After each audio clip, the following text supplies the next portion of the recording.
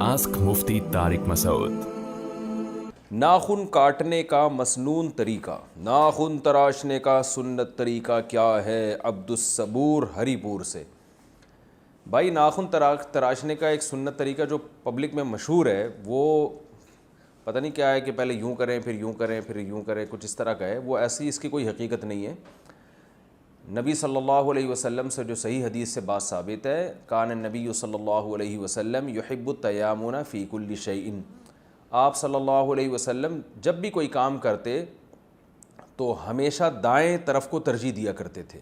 یہ امی عائشہ رضی اللہ تعالیٰ عنہ فرماتی ہیں کہ کنگھی کرنے میں بھی، جوتا پہننے میں بھی، لباس پہننے میں بھی، تو ناخن پہننے میں بھی دائیں طرف کو ترجیح دینی ناخن کاٹنے میں بھی دائیں طرف کو ترجیح دینی چاہیے۔ یہی سنت طریقہ ہے۔